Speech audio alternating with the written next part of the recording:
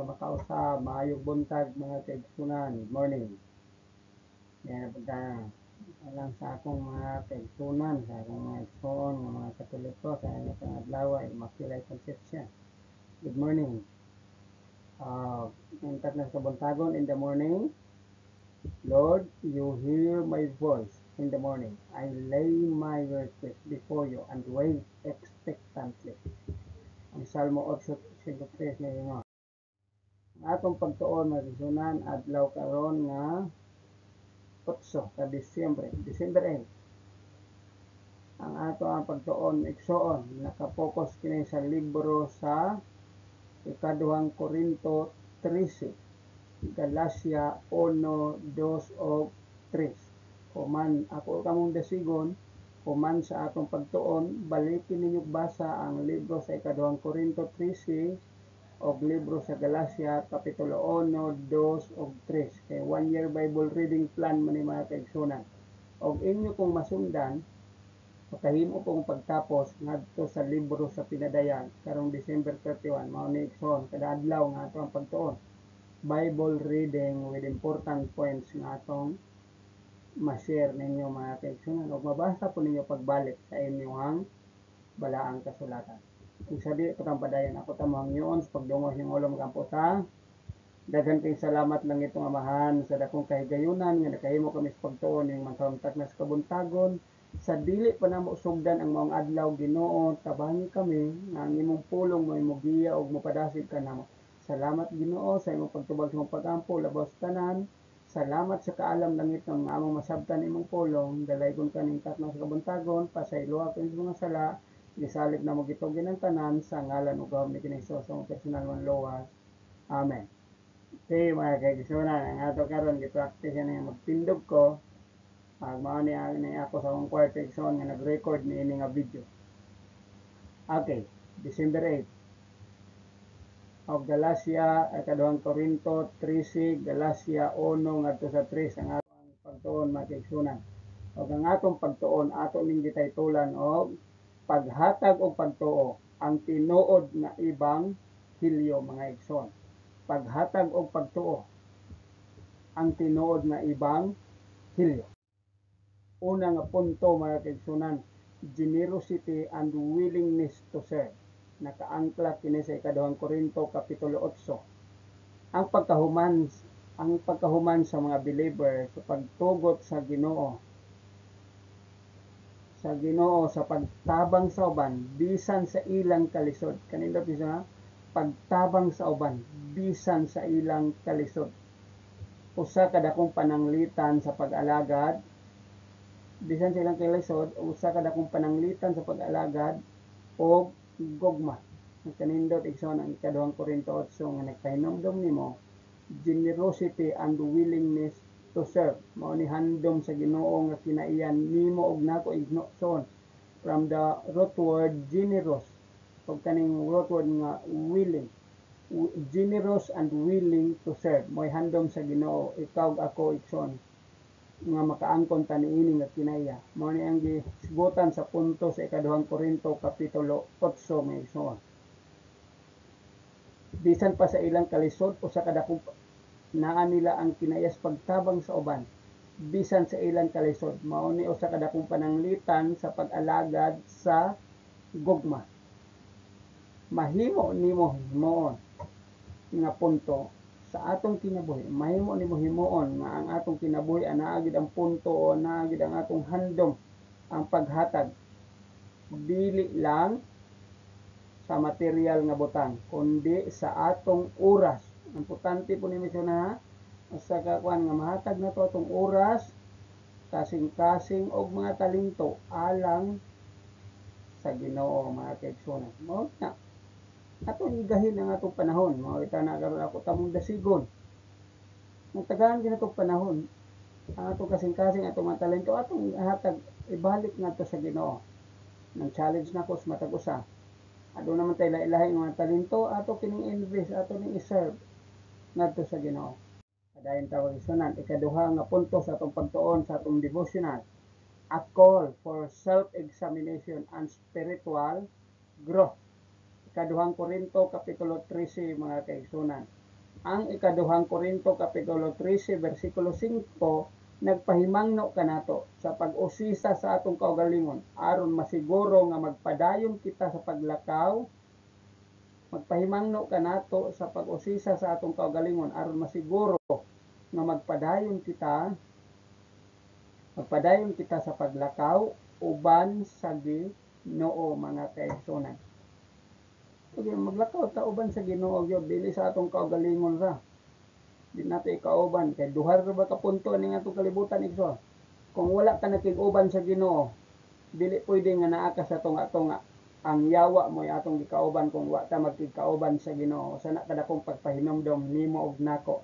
Ni gidasig kita karon igsoon nga magpadayon kita sa paglakaw uban sa Ginoo. Mao ra gini akong handom mga igsunan, ikaw ako. Ning taknas kabuntagon nga nagbiyo, magtig-uban ta sa Ginoo taligwala sa dakong pagsulay sa atong kinabuhi. Mo na akong pagpadasig nimo na ako igsoon.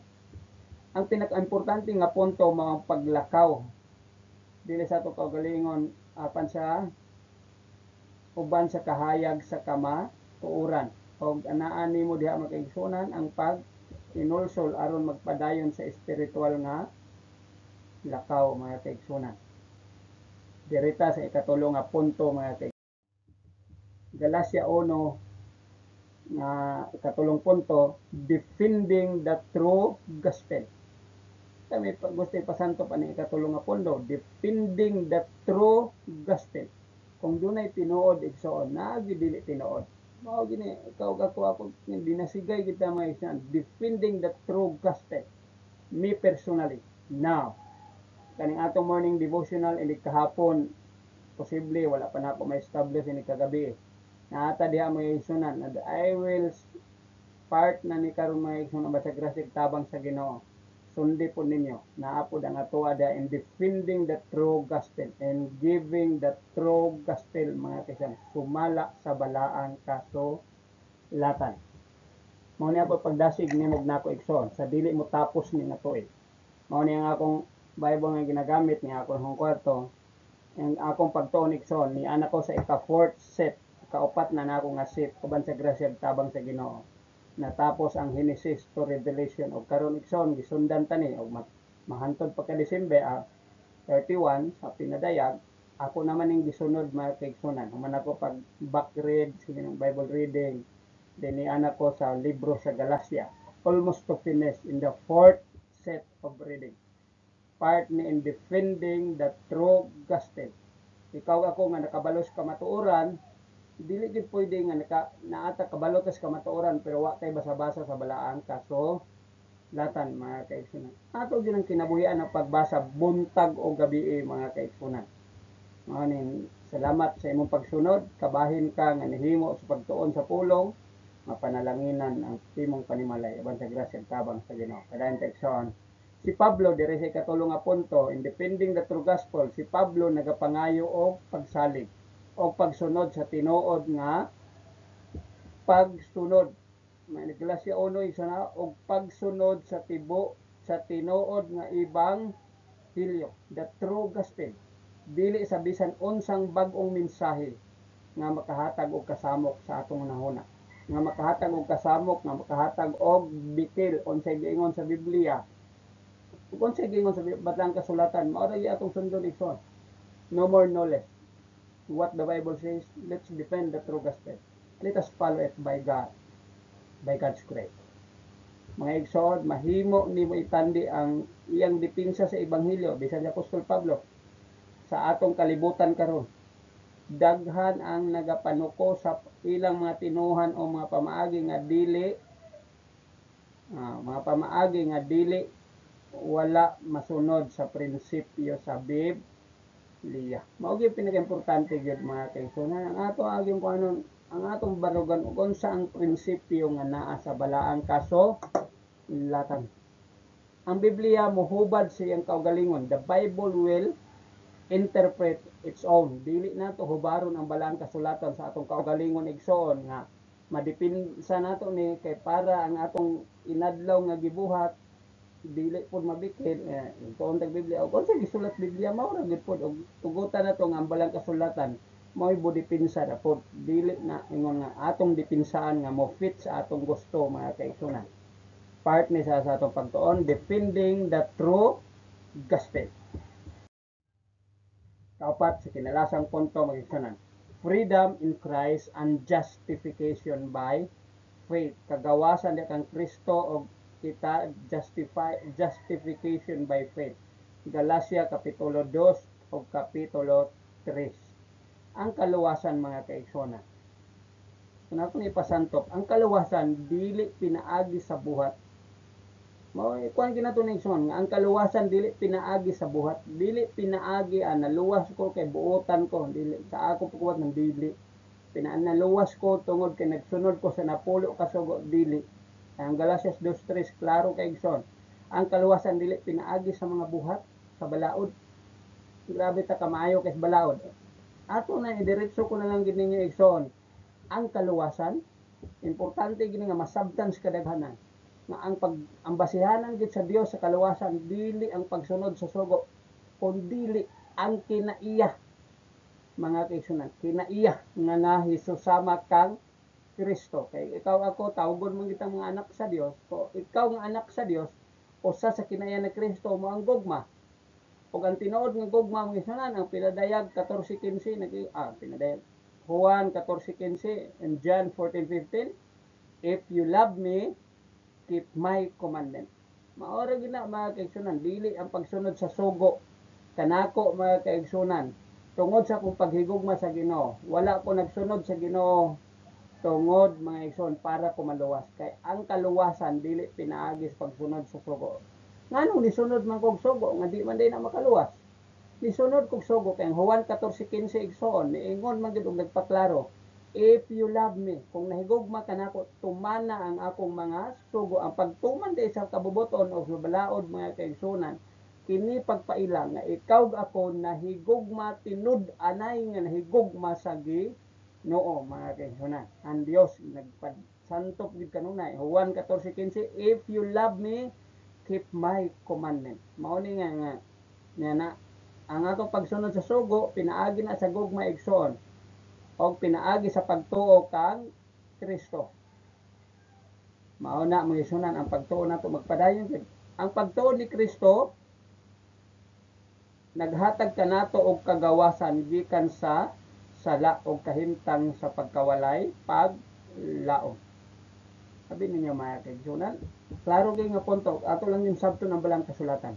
Kung wala si Ginoong Hesus magpakamatay sa Kalbaryo sa cross, ikaw ako kining ato karong gipangbuhat, wala gitay paglaom. Kinabisan pag nagbasa ta ng Biblia Henesis to pinadayag kung si Ginoong Hesus wala nagpakamatay sa Kalbaryo sa cross, wala gitay paglaom. Mao na mga kaigsunan nga ang kaluwasan di kita makapanghambog. Ang kaluwasan pinaagi ra gid sa grasya o pagtuo kang Kristo. Mao na ang grasya ato gihapon ang tun-an igsoon ata espesyal nga topic anang grasya. Si kinsa kitong tinuod nga mga tawo nga nakadawat sa grasya, ang tinuod gid nga nakadawat sa grasya sa Ginoo ako nang istriton mga kaigsunan, makita sa kinaiya sa tao. Ako balik-balik na ang kinaiya gyud importante kay when Christ will come, He will ask you and me, am I ready to be in heaven?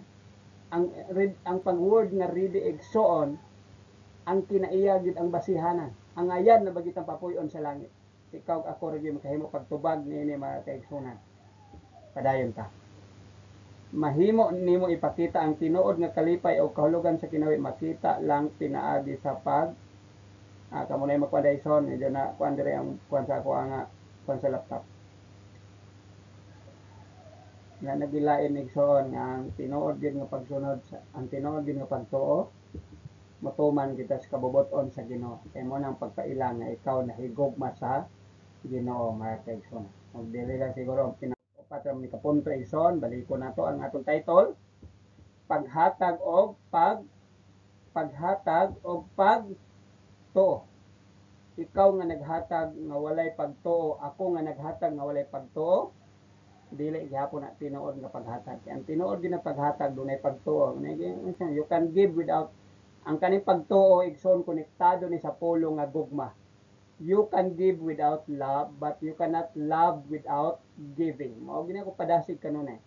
Kung ikaw nga nahigugma, tinuod ka nga nahigugma, kabalo gyud ka mohatag. Pero pwede ra kita mohatag nga walay gugma. Pero ang paghatag gyud nga dunay gugma mao na ang tinuod nga ebanghelyo.